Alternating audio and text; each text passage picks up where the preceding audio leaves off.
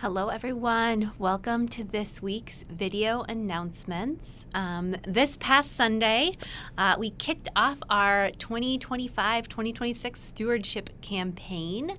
This is the time each year in February when we invite you to think about making a pledge, a financial pledge for the upcoming church year. And our fiscal year runs July 1st to June 30th, so we're inviting people to think about July 1st, 2025 to June 30th, 2026. And our theme for this year is Lead with Love, and we're inviting people to really think about the programs in our congregation and the ways they help us to lead with love in our lives and in our world. And then think about what you can give to our congregation to make sure that we can continue to survive and thrive in this challenging time that we're in. So I want to invite you to make a pledge by March 2nd. That is just a little less than 4 weeks away. We did send out an email today that has a link to the intro, the stewardship intro that happened on Sunday, as well as the sermon I gave. So we invite you to listen to those, take a look at the brochure. If you haven't gotten your stewardship packet yet, you will be able to pick it up this coming Sunday, or we will send it in the mail if we don't see you on Sunday. And we would love for you to make a pledge by March 2nd. If you have any questions, you can always reach out to me or to Erica or to our stewardship team. You can reach them at stew, like STEW, at uunashua.org. They are happy to answer any questions. And I really hope that you will consider making a pledge this year. And if you have made a pledge in the past, we're inviting people to think about increasing their pledge for this year. Our expenses go up about 5% each year. And so just to keep doing what we are doing now, our budget will need to go up about 5%. So inviting you to think about that as you're making your pledge this year. I will put the link to our online pledge form in the comments, as well as the link to our stewardship brochure, so you can take a look at that as well. And thank you so much to everyone who has already pledged. We have gotten about 6 pledges for about $26,000 so far. Our goal this year is $425,000, so we've got a little ways to go, but there are a lot of pledges that we are sure will still come in. And we'll look forward to continuing to update you throughout the month.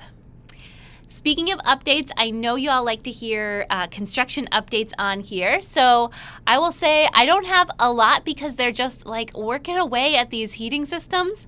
But I do believe the heat in the parish house is going to be turned on this week. Fingers crossed. It's all about like when Liberty Utilities gets here. So that will be great to have heat from our new boilers in there, and the ductwork in the sanctuary is really, really progressing. And that's exciting to see that take shape. So hopefully heat soon. And also hopefully foundations soon. We are going to have to heat up the ground a little bit to do those foundations.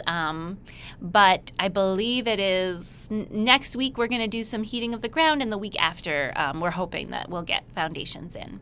So there will be some progress coming up. It's very exciting to see it moving along. And check out the newsletter for photos.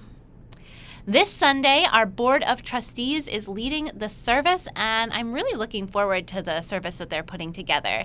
They are thinking about, they're going to be sharing about our end statements, which is kind of our vision for who we are in the world, and really reflecting on how they see us living out those end statements, living out our vision.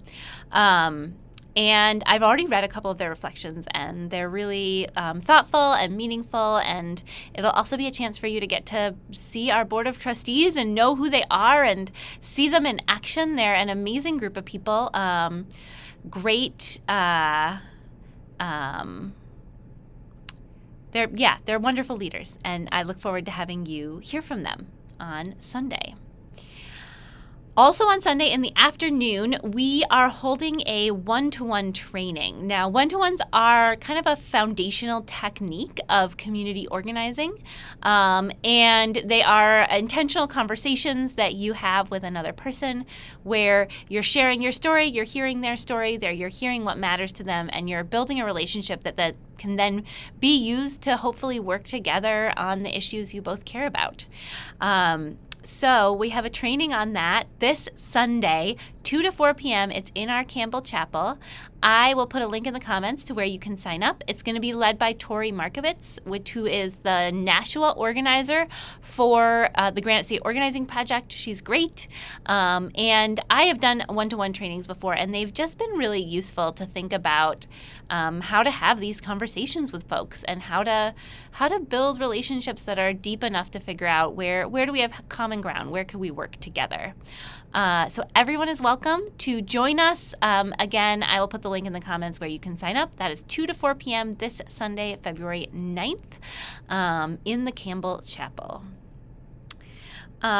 Next week, a couple things that'll come up quick for my next week's announcements, so I'll name them now. One is that our 20s and 30s group is having their game night that they do every other week.